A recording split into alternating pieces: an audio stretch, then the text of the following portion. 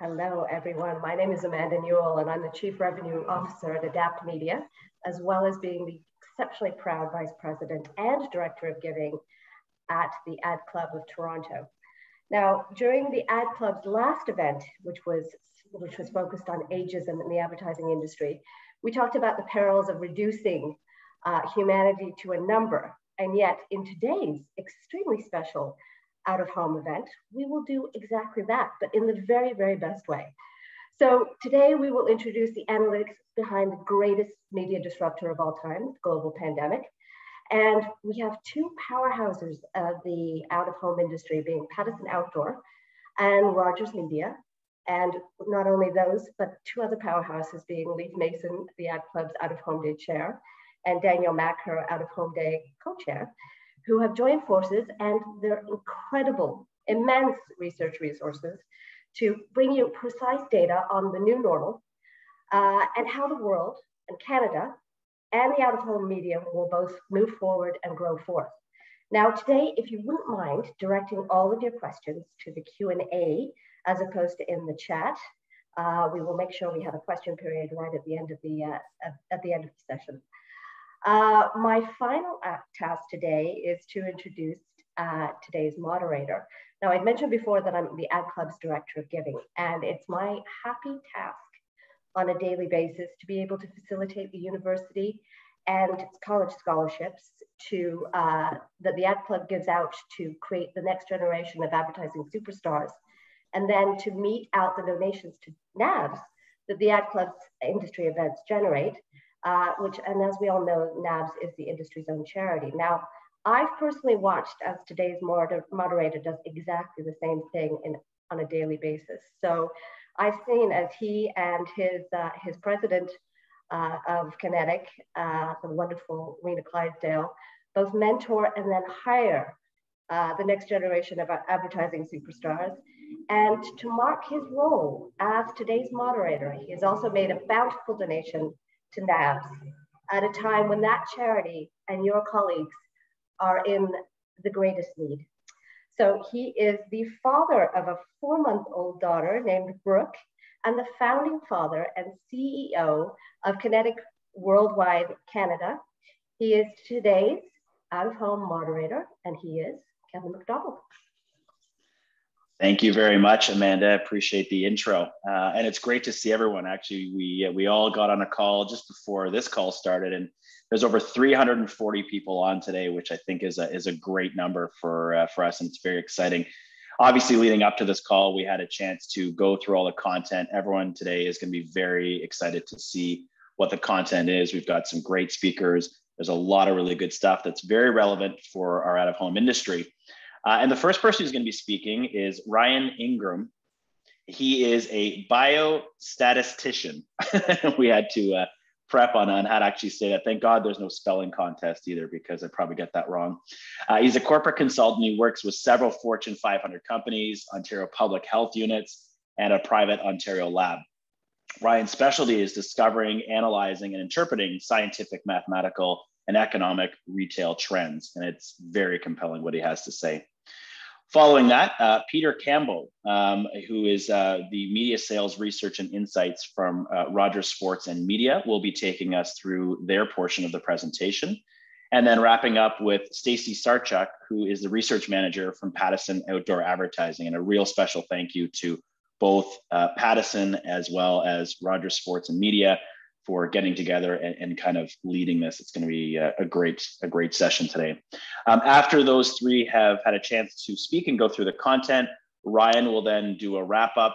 And as Amanda mentioned, please make sure that any questions you have go into the Q&A content, and we'll handle that after the three presentations are done. And with that, I will hand it over to Ryan. Thanks very much.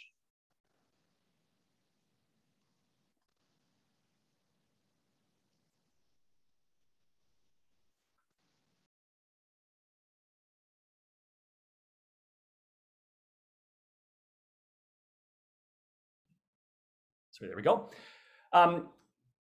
So just to start, a little introduction about myself. I am a biostatistician. What does a biostatistician do? It's someone who really marries the fields of math and science. And I think a lot more recently, it's been at looking what the new normal is. And it's been looking at a lot of mobility insights, retail insights, and other things like that. So I hope the information that I can provide today is going to be useful for everyone that is here. So the first thing is messaging has really changed from the start of this pandemic. If we think back to March through really May 2020, we saw signs everywhere: stay home, avoid gathering, really don't leave your house, we're locked down. It's really changed because now it's enjoy the outdoors responsibly, fewer faces, bigger spaces, get outside, leave your home. That's the encouragement that indoor spaces, such as your home, are not really where we should be spending most of our time. We should be getting out. And I think the data is really supporting this, and it's going to point to a new normal as well. So the first thing I wanted to look at is just the attitudes of individuals, because I think that's really key, looking at what people are thinking. So if we look at a Google search term for the term cheap flights, and we break that down from September 2019 until August 2021, I've got it broken down here, and that's a relative search frequency in the side. You can see it kind of pops up around January 2020, and that's of course right before March break. That's usually what happens because cheap flights people usually search for about 6 to 8 weeks before they're actually going to take a flight. So you see that uptick before March break. Obviously, pandemic hits, and we see this huge downturn. No one is searching for cheap flights even last summer. So what does it look like now? Well, the appetite is back for cheap flights. We have individuals that want to take flights, that the attitude has kind of changed for things. Remember, this is not necessarily for cheap flights now. It may be 6 to 8 weeks. So really, another search term which we can follow is simply travel to. And a lot of mobility data shows that individuals are leaving their home, and more on that later on. But if we search for travel to, this is a little bit more of a lagging indicator. It's, seems to happen the second someone feels like traveling somewhere, they search for it, and then they almost immediately travel to that destination. That's why we see the uptick right before March break. And this usually indicates road trips. And we know that with COVID-19, this summer is really the summer of road trips. What happened during the pandemic dropped right off the face of the map, not a surprise. Well, what if we look at it since May? It's going up. Now, some of this stuff may be surprising to some people.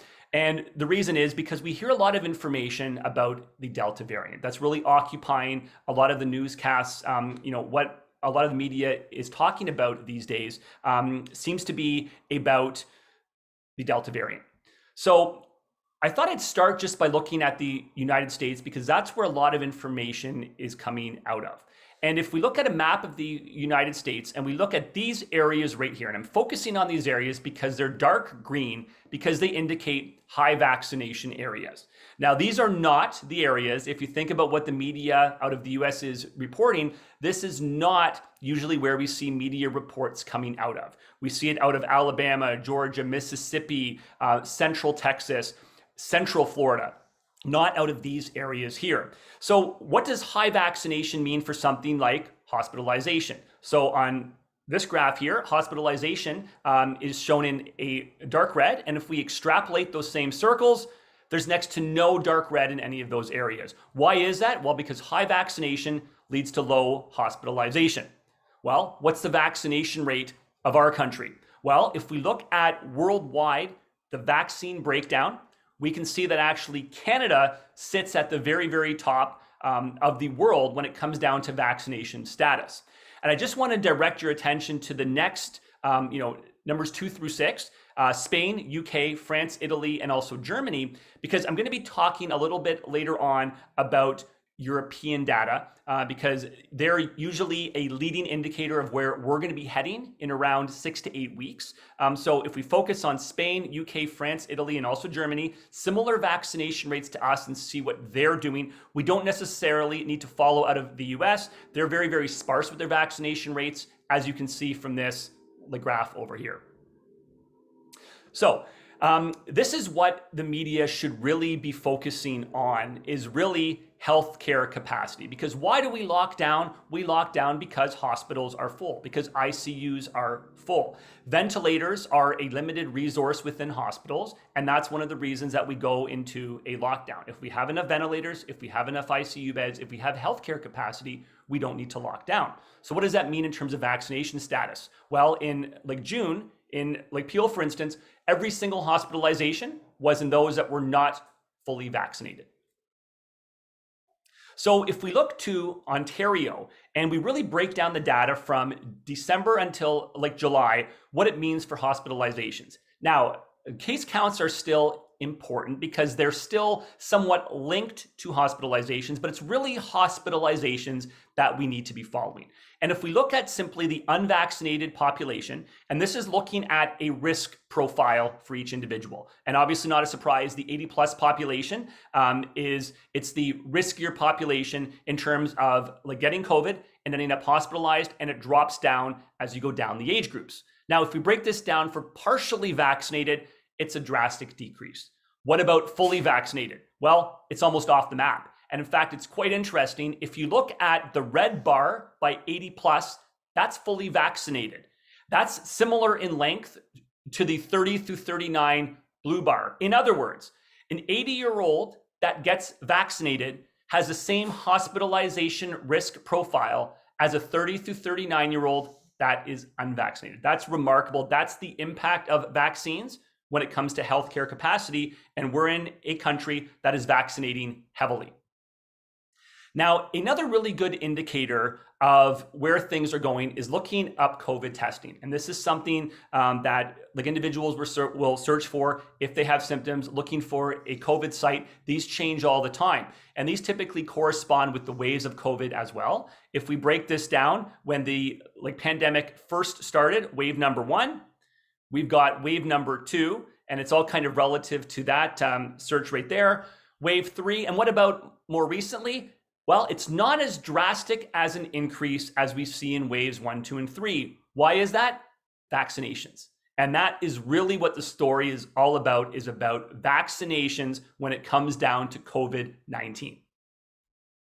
Now, if we look at infections, okay, I've done the exact same thing, looking at a risk profile for individuals that are unvaccinated, and the number 48.2, you don't really need to worry about what the risk profile means, but what I want you to look at is that the risk profile of an unvaccinated person compared to a vaccinated person is remarkably different. In fact, someone who is unvaccinated is 14 times more likely to get COVID-19 than someone who is unvaccinated or someone who is vaccinated. There's a remarkable difference. There's a lot of vaccine protection, which is offered not just for hospitalizations, but also for case counts as well. Vaccines are an absolute game changer.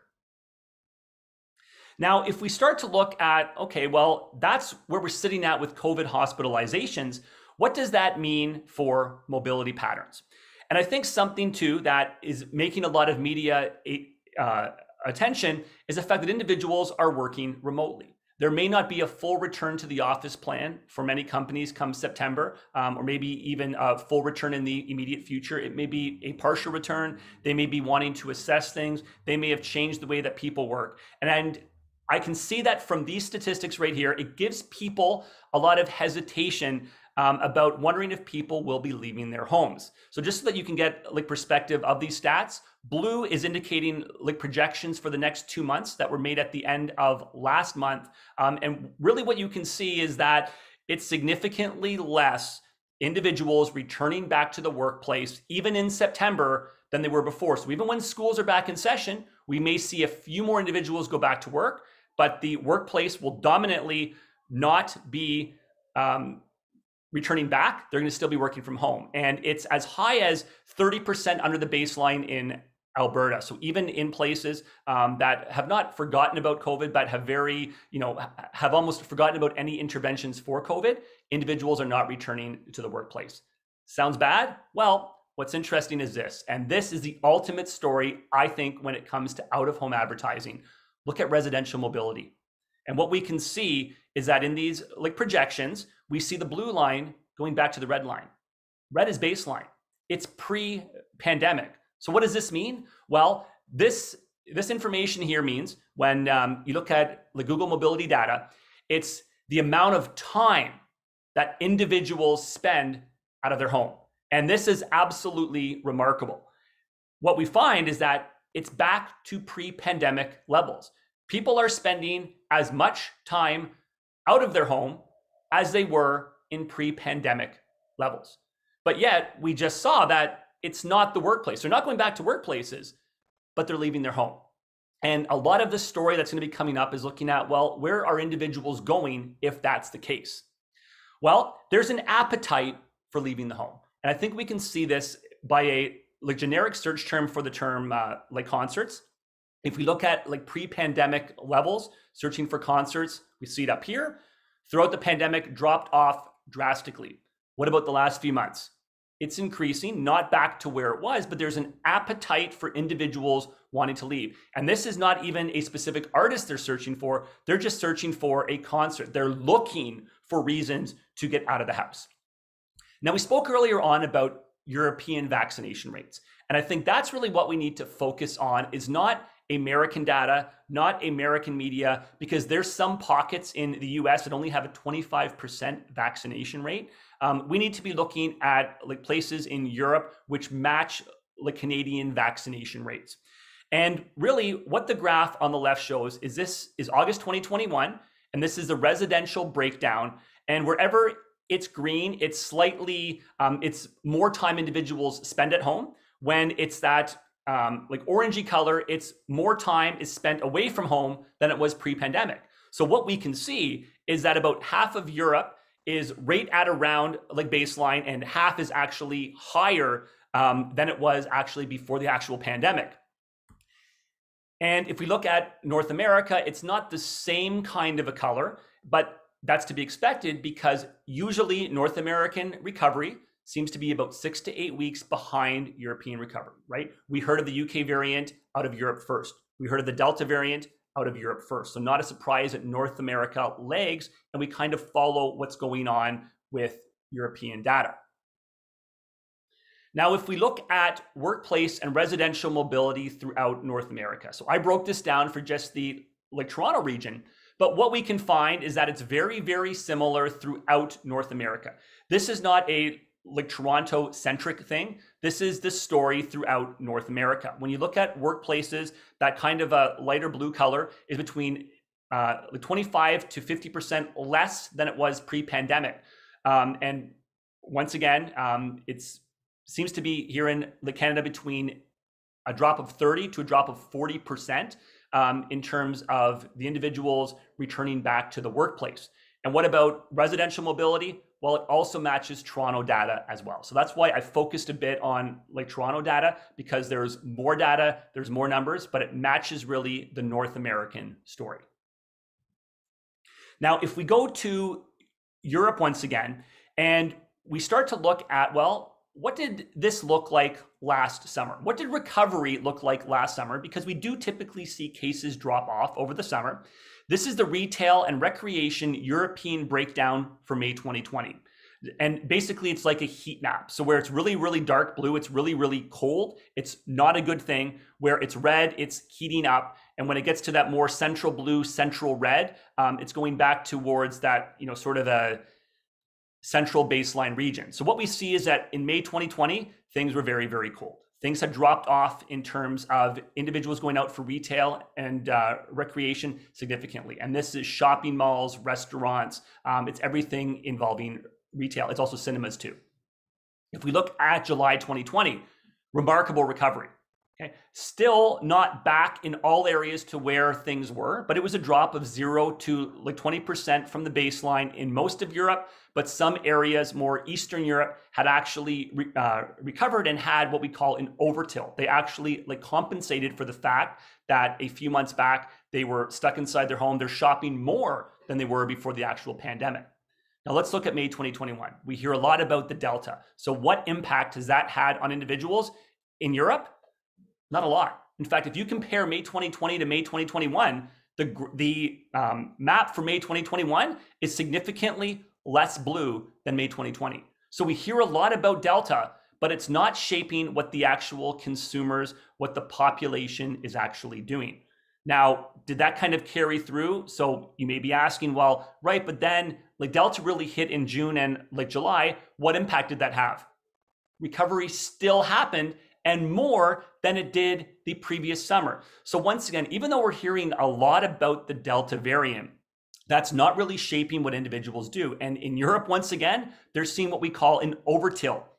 Some areas are actually darker red. Retail and recreation visits are up 50% from where they were pre-pandemic. And I think this is where North America and specifically Canada will be headed. So we're really back to the way things were, but Europe has recovered and we seem to follow behind them, and that is where it's showing we're going to be headed here. So if we look next at retail and recreation data for like Toronto, so I just want to break it down for like projections, and what we see is that it's not necessarily going back to the baseline, but it's very, very close. If you compare September 2020 to September 2021, it's significantly higher. So it's not the pre-pandemic return back to retail, but there is a return. And I think we can see this by looking at certain search terms, such as how much to tip. Are individuals searching for the term how much to tip? And that shows an appetite, pardon the pun, for indoor and outdoor dining. And what we found is throughout the actual pandemic, it dropped off a bit. What about more recently? It's gone back up to pre-pandemic levels. So it's not just people leaving the home. It's also the appetite for leaving the home, as we saw in like terms like concerts and other things like that as well. Now, this is where the story really, really changes, because you're probably asking yourself, but hold on a sec. You said people are not at home as often as they were before. Retail hasn't fully returned back to normal. It's very, very close to where it was. Workplaces is nowhere near where it was. So where are individuals going? Well, if we look at like parks, now this covers beaches, marinas, dog parks, national parks. This has significantly changed. This is considerably higher than it was pre-pandemic, and it is projected to remain above the baseline for at least the next 6 to 8 weeks. So this is significant. And if we look at what the side axis is, it's not 10 or 20%. We're talking about almost a 100% increase on average in the month of August versus where things were pre-pandemic. So people want to leave the home. And let's keep in mind, when we saw the residential statistic earlier on, it's not just the number of individuals leaving, it's the time spent out of the home. And individuals are spending more time out of the home now than they were before the actual pandemic. So you may be asking too, well, where else are they going? This is interesting. Grocery and pharmacy. And if we notice where the blue line is, it's above the red line. So what does this mean? Well, I think it's quite interesting because it means that this whole COVID-19 pandemic did not fully change the way that people are shopping for groceries and pharmaceutical products. Yes, they like the convenience of curbside shopping, online shopping. But if we look at where individuals are spending their time, they're in grocery stores and pharmacies more than they were before the actual pandemic started. And I think that's really, really good news. It shows that they're not returning to the way things were in the pandemic. If we look back to last summer, it was under the baseline. This summer, it's above the baseline. Things have really changed. I know, at least myself, what it means for me is I typically now go out to the grocery store more often throughout the week. I'm working from home. I want to get out of the house. I'm looking for things to do. I'm searching for concerts. I'm searching for other things like that. I find myself going to the grocery store more often than I was before, maybe 3 or 4 times a week, just grabbing groceries for maybe 1 or 2 days, making sure it's fresh, and then coming back that way here. And that's what the population seems to be doing. They're leaving their home more than before they were in the actual baseline. Now, the last thing to kind of leave you with over here is about indoor water parks. And I think this is a fascinating stat because what indoor water parks shows is the following. It shows the appetite for individuals to do an outdoor activity that they could do outdoors, but they're choosing to do it indoors. So this is not just simply water parks, this is indoor water parks. The other fascinating thing about indoor water parks is they're wet, you can't wear your mask. So in other words, it's basically showing how comfortable people are to do dominantly outdoor activities inside and do so not wearing a mask. So what do we find? Well, obviously throughout the pandemic, what happened? It crashed. Indoor water parks absolutely crashed and burned. There were some weeks where in some areas there were next to no searches for indoor water parks. What about more recently? The appetite's back. It's back to the way things were in September, November 2019, significantly pre-pandemic when we didn't know COVID-19 existed. In other words, individuals want to leave their home. They have an appetite for leaving their home. So what I wanted to do is just summarize, all this stuff here by looking at what the new normal actually is. And really what we can see is the following. Indoor water parks, people have an appetite for doing outdoor activities inside their house. They're going out to grocery stores and pharmacies now more than they were before the actual pandemic. They're going out to parks, beaches, dog parks considerably more than they were before the actual pandemic. They're looking for things like how much to tip. Retail and recreation, not back up to where it was, but it's very, very close to where it was there. And if we look to European data, this is where things are going to be headed for us here in the next 6 to 8 weeks. We can expect an uptilt. We can expect what we call an overtilt. In other words, people will be going back to stores in higher amounts than they were before the actual pandemic. I think for the out-of-home industry, this paints a really, really interesting picture about what the new normal is going to look like.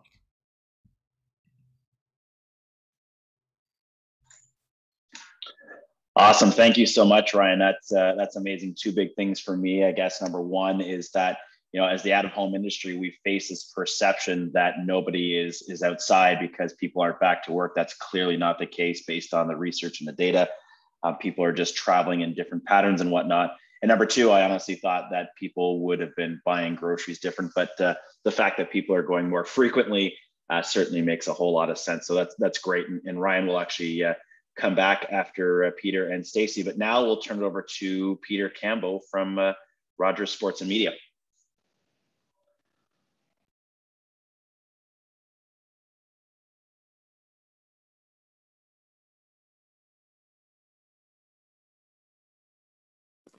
There we go. Just have to find the right button. Thanks, everyone. Thanks for joining us today. Ryan, thanks for that great stuff to go through. What we just recently did here at Rogers, we did a study to see how Canadians were feeling as restrictions start to loosen and trying to understand their behavior and their perceptions of what they feel like they're going to change moving forward. This data is from July. We did this survey the last week of July, so it's very recent and very valid at this point in time, as well as what you're going to see here. It really supports Ryan's take and what Ryan was just showing us. So essentially, the data he was showing, this just kind of validates Canadians are confirming they are doing what we're seeing the data show. So majority of Canadians feel that the pandemic in their area has been controlled. That doesn't mean it's over, but just contained. There's a lot of with vaccinations increasing, there's a lot of optimism out there. 2/3 of Canadians feel that the virus has been contained in their area, which is up from 44% in March of 2021. At the same time, we did ask the question, do we feel like we're back to normal, quote unquote, back to normal? And that's where majority of Canadians still feel, no, life is not back to normal. And as we've talked about it, we're more likely into a new normal. Just over 52% of Canadians feel that the vaccine will be effective in completely eradicating the COVID-19 pandemic. So again, still some trepidation there. Those who are vaccinated feel way more positive than those who are not vaccinated around the effectiveness of a vaccine and ending the pandemic. And even as Canadians see the light at the end of the pandemic, there's still some concern around further lockdowns. 84% of Canadians feel like they're somewhat or very concerned about future lockdowns moving into the rest of 2021. As Ryan had shown, a lot of this comes from, you know, the news we see in the US, stuff around the variants as well. And I'm sure if we've been watching news right now, like there are rising cases in the provinces where we've loosened up some of those restrictions. However, majority of these cases continue to be with the unvaccinated. And to Ryan's data again, as long as hospitalizations remain low, we should be okay and we should not see further lockdowns. As we know, the borders just opened up. I find it very hard to see the government going backwards now once the borders are open to saying, hey, we got to revert back and bring back lockdowns. The biggest things we've missed during this lockdown, I think we can all relate to this one, is the social aspect and socializing. During the pandemic, we were able to somewhat socialize and see, you know, limited family members. And so what we're doing now, Canadians are seeing the biggest growth in socializing with their friends. 63% of Canadians saying they're socializing more often with their friends now that restrictions have been lifted. And this is something key to remember, especially for brands who are in the mode of doing new creative or something. We want to create that happiness moment, and having this type of imagery and messaging into your communications can be very effective. And the social reunions are happening mostly in private residences or at restaurants. I was actually in Whistler a couple of weeks ago, and my favorite spot that I like to go to had a 3-hour wait. And it wasn't just a 3-hour wait for one day. It was the 3 days I was there. We went back 3 times, and every day there was a 3-hour wait to try and get a seat. And it wasn't a weekend. It was a Monday to Wednesday when you'd think that it wouldn't be as busy. So restaurants are busy. We saw people were searching around tipping quite a bit.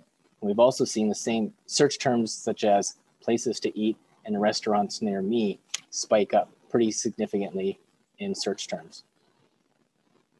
We looked at our data internally at Rogers as well. As most people are aware, we have a resto bar network, and we've seen an increase of 62% over the last month in July in traffic to our resto bar locations from the previous month. Again, it's just showing the indication of Canadians getting out, socializing with their friends, and doing it out of the home in restaurants. The bigger social events, gatherings still haven't come back yet. As Ryan mentioned though, we can see that Canadians are eager to get out. We want to do more than just go out to restaurants in our friend's house. So far, 1/3 of Canadians have attended some sort of public event, while 55% plan to attend something for the remainder of the year. Top of the list at the beginning and the outset of restrictions being lifted has been going to the movies, some small community events, and any weddings or organized parties within your groups. As we continue to move forward, live concerts, movies, festivals are all on the top of the list. I actually went to the movies for the first time last week, saw Black Widow. I highly recommend it. It was great. And if you love the movies, you realize what the experience is like sitting in the theater on the big screen with that amazing sound.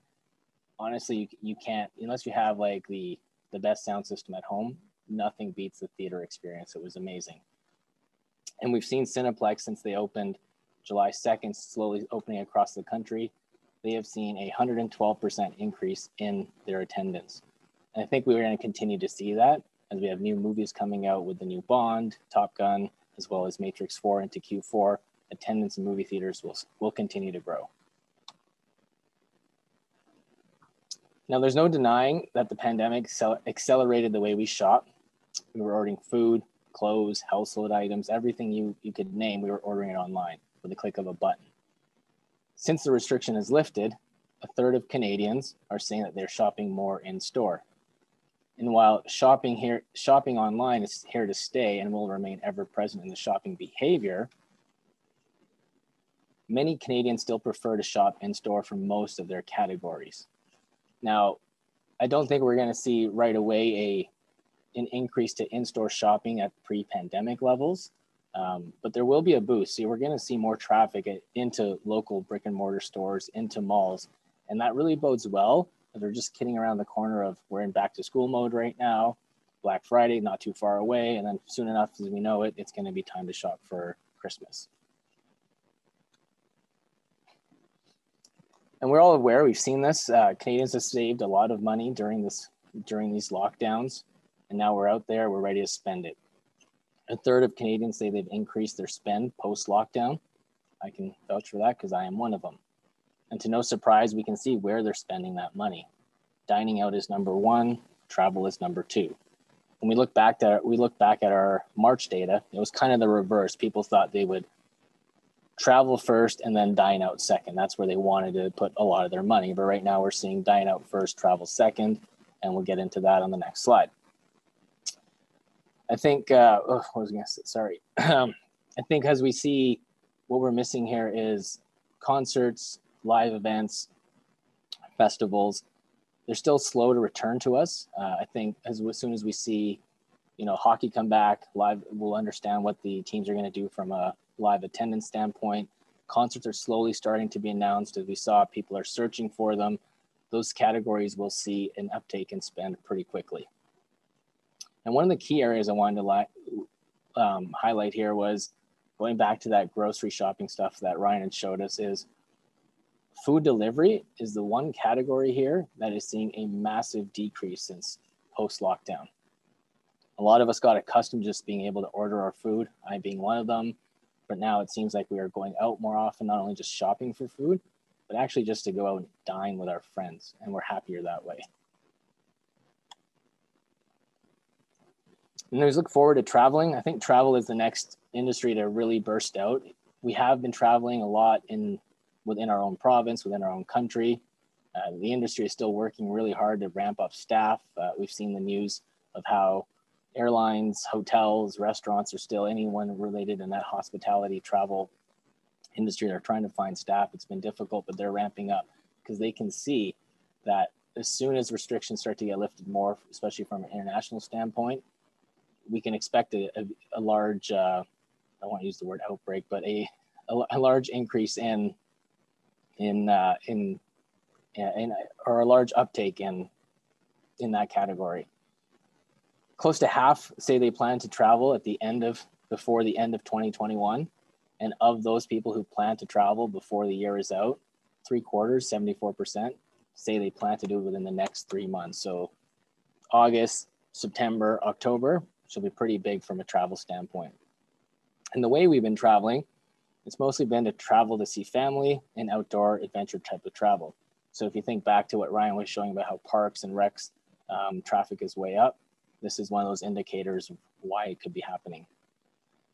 And as we see countries start to loosen their restrictions, New Zealand just announced that they will look at that for January of 2022. I've been watching very closely some of the countries I wanted to go to, and hopefully some of them are going to be open in September without restrictions for the fully vaccinated people.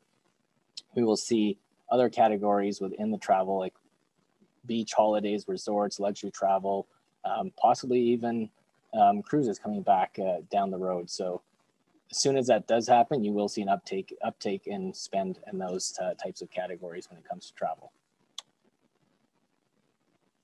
And the other hot topic we want to talk about was return to workplace. Ryan touched on it as well. A lot of Canadians are still uncertain. 50% say they have mixed feelings about returning to the workplace from those who are full-time working from home at the moment. And a lot of that, I think, comes from not being sure. Companies are still trying to figure out what that return to workplace plan looks like. So a lot of employees don't really know, and that's where those mixed feelings come about. At the same time, the biggest concern people really have is actually increased commute time. It's not being exposed to COVID, which is still high at 59%. But the thing that people are really concerned about is the increased commute time of being back in the workplace or being in a physical office workplace. And we can see that balancing work life is also a concern. Working from home has allowed a lot of flexibility for us as Canadians, and it's going to be something that's hard to give up. As Ryan mentioned, we're doing a lot more trips out of the home, but not necessarily for work. We can take advantage of grocery shopping during work hours, going to the gym, flexible when we want to go, versus the hindrance of having to be in the workplace. And for those who are planning to return back to work, when it does happen, it will be at some place in a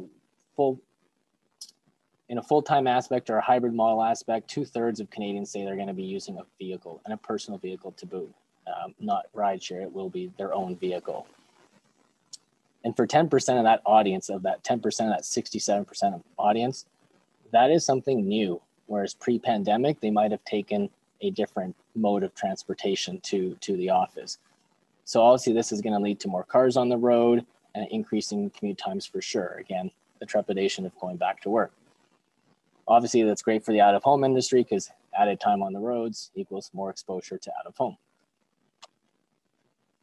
So just before I recap and finish out here, we can tell that Canadians are out and about, or as we might say, out and about, offering opportunities to reach them through, there's new opportunities now to reach them through the variety of out-of-home touch points as we are spending more time outside. I'm going to pass it on now to Stacey from Pattison Outdoor.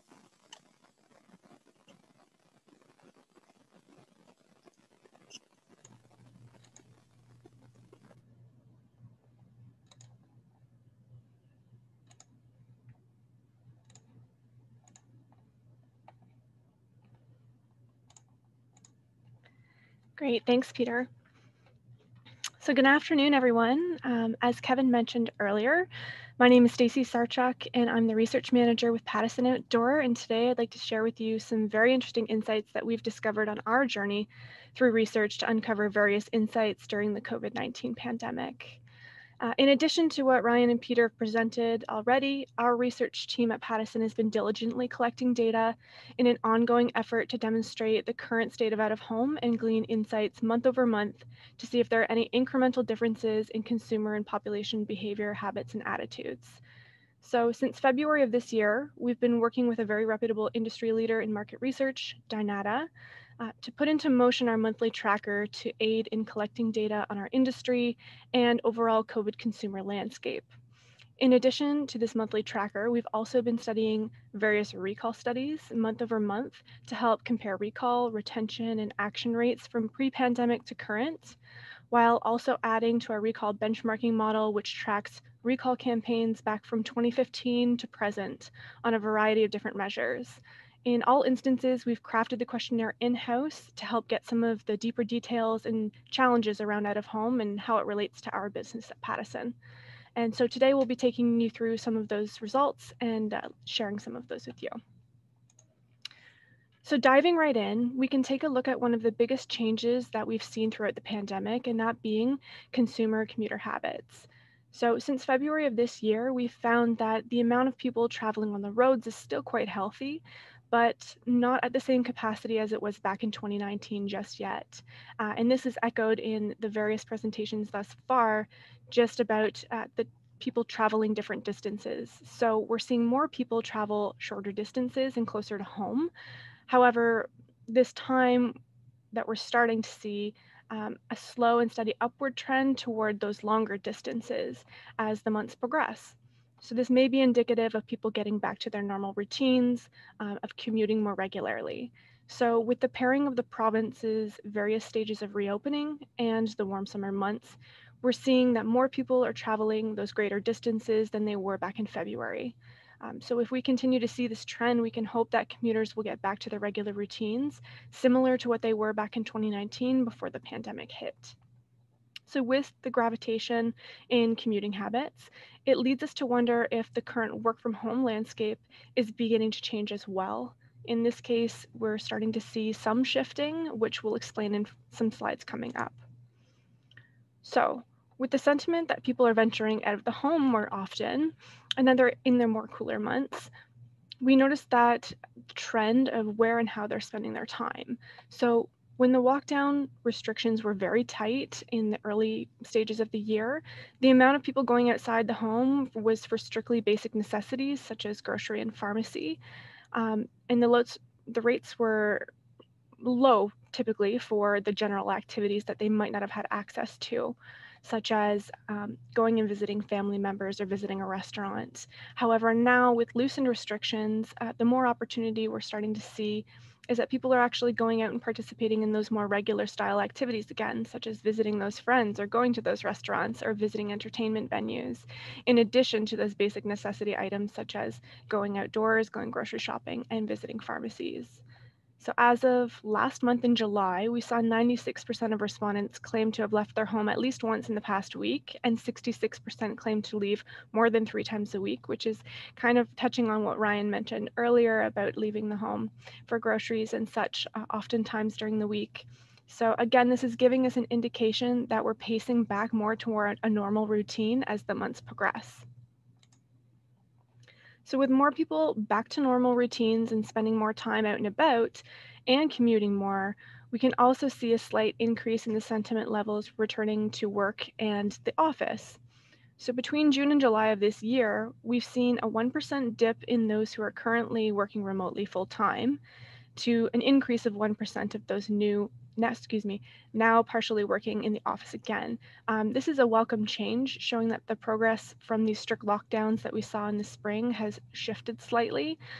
So although the progress itself from June to July is very incremental, only at 1%, it's still worth noting, and could quite possibly be the beginning of a larger shift toward working back to the office at more of a consistent and stable rate. It's showing us that there is a motivation to get back to the office and gravitating toward normalcy again.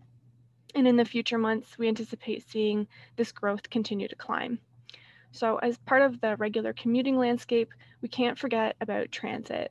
So we touched on this briefly, but this has been one hot topic of many this year, since ridership has been strongly impacted by the pandemic, and in tow with that, out-of-home advertising on transit as well. So in working with our transit app data supplier, we're actually able to glean some timely insights into the recovery of transit ridership in general. So as of this spring, we were hit pretty hard with those lockdowns, but we're seeing the sentiment levels of these riders still remain quite strong when it comes to transit. So with the majority stating that they already ride transit as often as they did prior to COVID-19. So people are more inclined to having an intention to travel on transit in the future summer months as well than they had last fall, for instance, which could be indicative of individuals having more confidence in riding these different forms of transit because the vaccines have become rolled out even more further than they have back in the fall. And so we're starting to see that this trend in their sentiment levels beginning to shift. So it can be anticipated that as more become vaccinated and their comfort levels with transit will become more prominent as that goes forward. So when it comes to future intent, at the time, we saw riders were more inclined to have the theory that they'd be able to commute back to work again by July, which according to our earlier presented data is on trend. So therefore giving the notion that, they begin to return to office and work environments at a larger rate, their mode of transportation will likely also return. So transit hasn't been the only out-of-home format that's been impacted by the pandemic, obviously. All out-of-home has seen an impact, and it's still shown to be a strong medium despite all of the challenges faced in these past couple of years.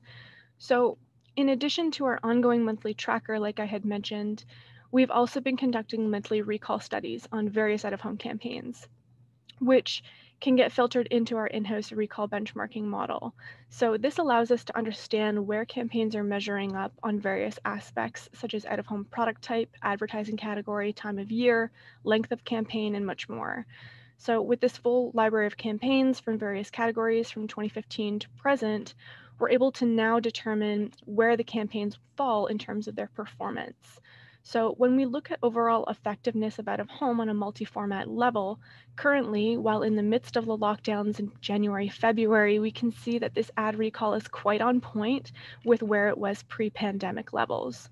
So this is indicating to us that out-of-home is still remaining to be a strong medium on delivering campaign awareness and impact, and that it's a great story for out-of-home in and of itself, that despite the challenge of the pandemic, and less people on the roads overall, the recall and retention rates are still remaining quite high, and brands have the ability to still have an impact and leave strong impressions.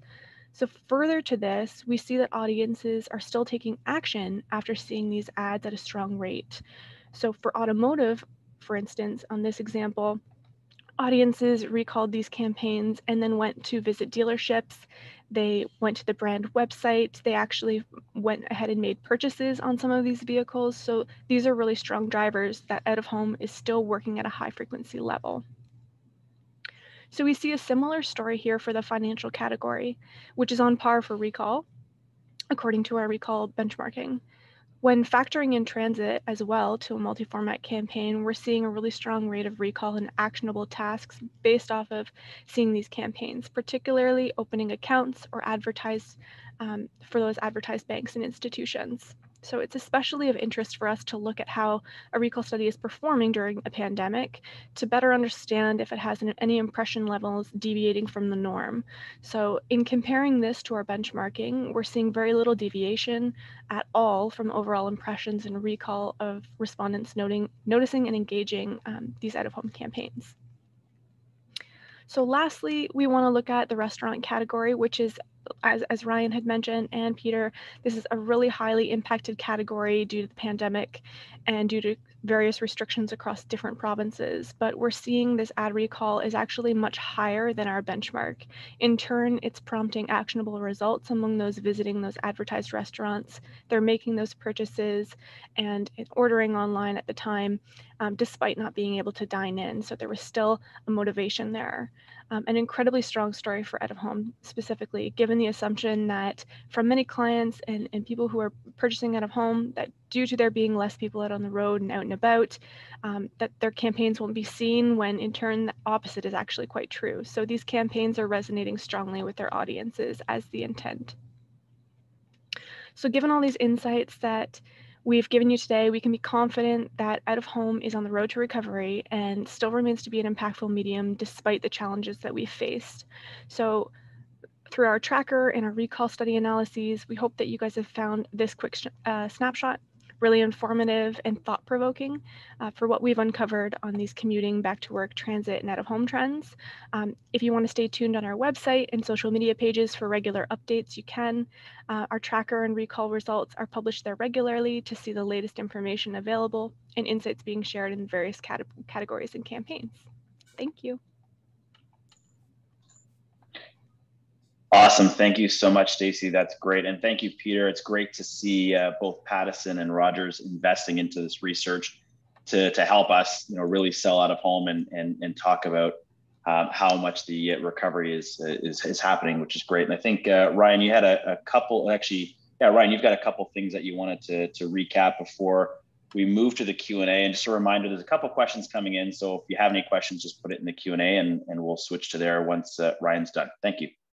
Thank you, Kevin. Thank you, Peter. Thank you, Stacey. Yeah, so I'm going to take the last 5 of my 30 minutes just to summarize what I had spoke about earlier on with just a few examples of that as well. And I think really what we're seeing here, and I think what like Peter and also Stacey showed as well, is that it's not really that we're returning to the normal from before the pandemic. We're basically returning to a new normal.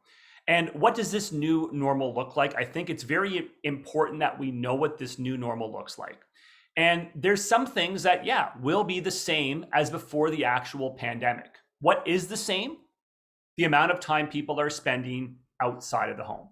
And we saw that from the Google mobility residential data, which once again is not just simply people leaving their home, it's the amount of time that they spend at their home or out of their home. And what is found is that individuals are spending the same amount of time in their home as they were before the pandemic. In other words, they're spending the same amount of time outside the home as they were before the pandemic hit. So that's what's the same. Now, what's actually different?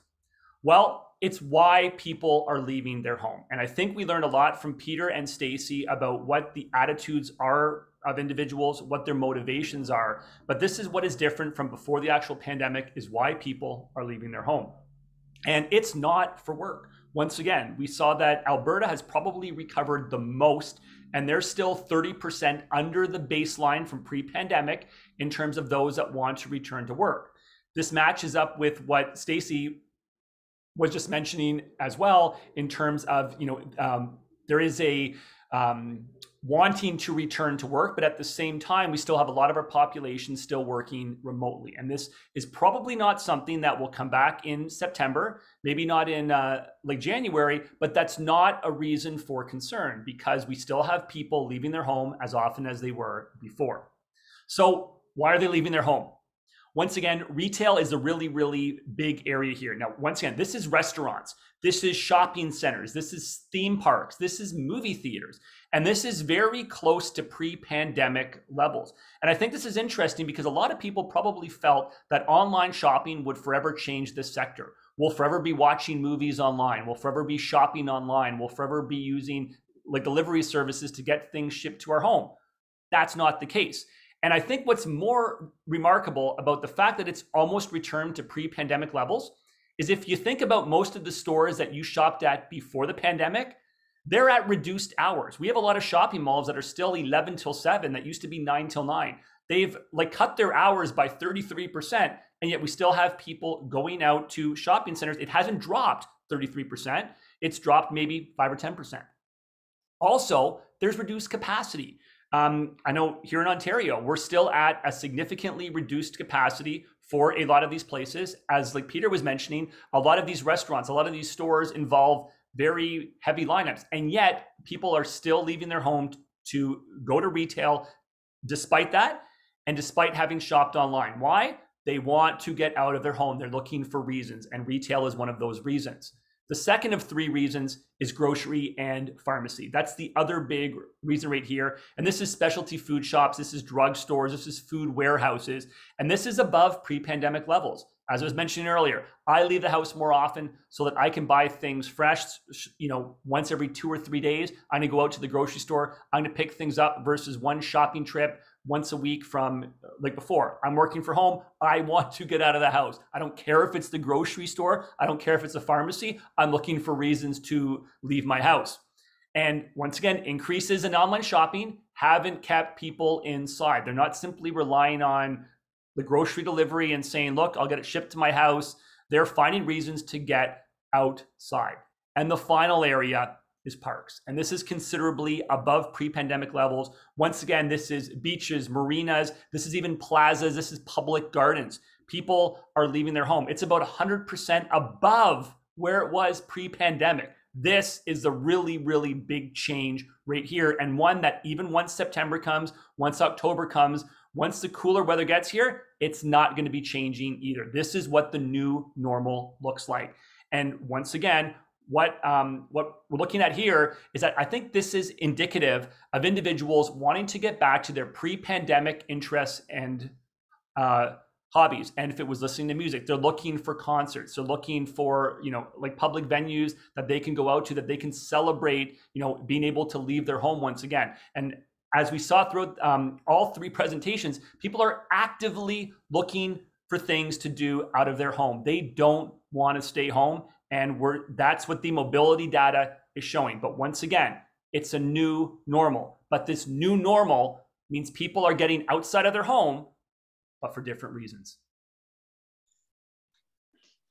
Yeah, that is awesome. Thank you so much, Ryan. And again, thank you to Peter and Stacey. This has been definitely some compelling information here, and it really, again, helps us to sell out of home and it helped to alleviate this perception that no one's going out of their house. I know me personally, I get out of my house as often as I possibly can. And I'm sure most people on the call are the same way.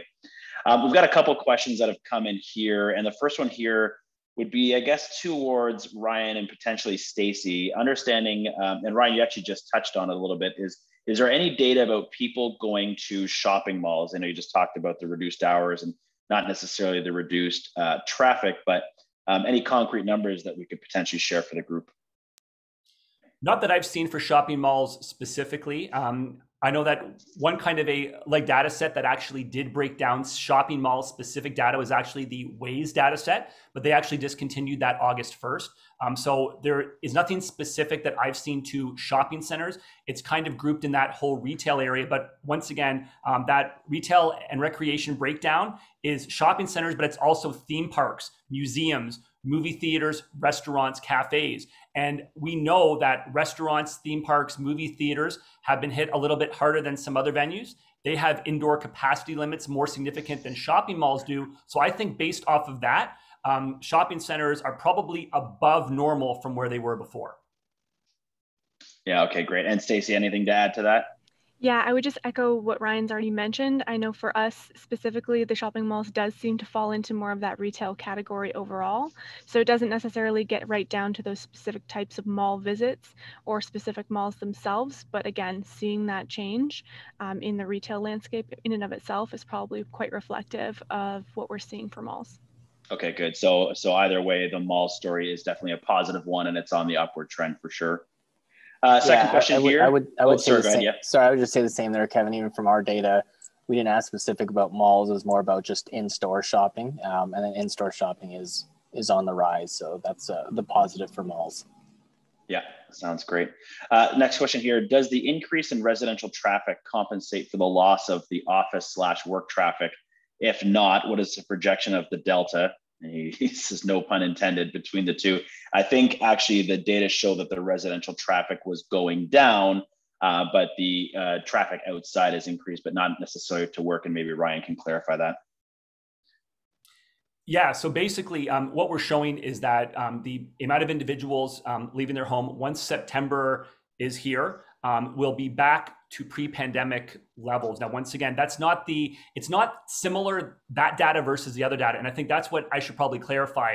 The residential mobility data is different from the other data sets in that residential is the amount of time individuals spend in each of those areas. The others are not the amount of time individuals spend. It's if their cell phone pings off of a grocery store, a shopping center, a plaza, if they're searching for directions to those areas. So the residential data set is actually time specific. The other ones are not. But I think we can infer from that if they're spending more time outside of their home and they're not going back to work, they're spending a significantly more time out at grocery stores, shopping centers, like going down, like visiting there slightly less often, but when they are there for longer than they were before the actual pandemic hit. So lots of people playing hooky from work then. Got it. So no one's going to work and they're not at home. So they're off doing something. Not me. Yeah, exactly. Okay, great. This is a question for Stacey. What's the sample size of the Pattison data? Yeah, that's a great question. So the Pattison data market tracker is around 1,000 respondents. It's not recontacted, so it's not the same respondents every single month. They're different respondents from 3 of the major markets across Canada, so Toronto, Montreal, and Vancouver, and it's an even sample within each of those markets, and the quotas for male and female are representative of the general population so that we can project the results to become more generalized and overly reportable.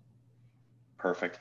Some of the questions that are coming in here are very similar, asking, will you be able to share this as a webinar for the information is very useful. Is the information going to be made available? We are recording this session, and I know that the recording will be able to be made available. And I believe that the presentations are also going to be able to be shared around as well. And I know that Stacey and Peter had volunteered that, and Ryan, I think you were okay with that going out as well. So yes, it would be public.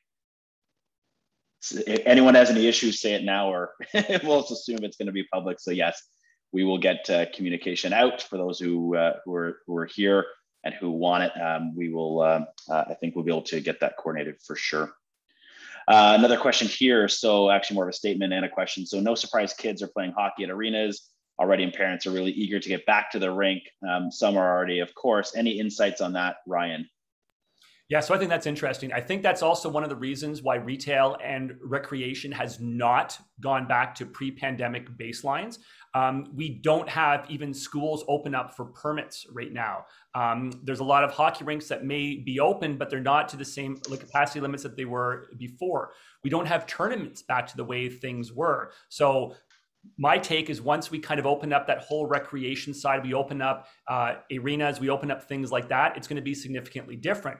I think the other thing too is that if we look at the actual vaccination numbers, we used a lot of arenas to actually vaccinate people. And I think if we look at things that way, the fact that we have rolled out vaccines so heavily and vaccination numbers are on the decline now, we're not seeing arenas being used for vaccination as much. So I think once September comes, we're going to see a lot more of a return to recreation, not just hockey, but I think this would include basketball, which is interesting because that's a more like close contact, high contact kind of a sport. But we're going to definitely see a return back to recreation. And we've already started to see that. If you see local soccer fields right now, they're absolutely filled. And that is being reflected in the parks data right now. There's a return to outdoor activities. And once they can move indoors, as we saw with indoor water parks, I can expect that we're going to see people doing outdoor activities such as hockey and like basketball, which you're able to do outdoors, but they're going to be happy with moving those indoors. Okay, that's great. And probably one of the last questions here for you again, Ryan. What's your crystal ball for consumer mobility in high traffic pre-pandemic places such as the Path in Toronto? Yeah, that's interesting. I think if we look to transit, it's going to tell an interesting story over these next few months. I think that workforces may not fully go back come September. So that's one thing to kind of keep in mind. Now, with workplaces not fully back, we may not have transit ridership return back to normal. But I think what's going to happen is that we're going to slowly get people returning back to the workforce. And as they do, they're going to have to get to work. And I think what they're going to find is that the commute to work, if transit ridership is down, is going to be long. It's going to be very, very heavy. And I think when we start to see people, find that the return to work means that, they're on the road for an extra hour, hour and a half because they're not taking transit, we're going to see people move back towards transit. It may not be September, October, but my crystal ball is showing that we're going to see a lot of return to transit come September. But I would not be surprised at all if the return to transit was almost back to baseline levels come November and possibly December. Okay, that's awesome. Great. Well, that's it for the questions. So again, a huge thank you to Ryan for joining. Thank you as well to Pattison and Rogers again for your investment and in the time and the research into this great information. I hope everybody really enjoyed it. I certainly did, and we'll definitely be using it certainly at Kinetic to help tell the at-a-home story to our clients. So selfishly, I'm very happy to be a part of it. So again, thank you so much to everyone for joining, and we look forward to the next event, and stay safe. Take care. Awesome. Thanks, everyone. Thanks, everyone. Thanks, Kevin. Later. Thanks.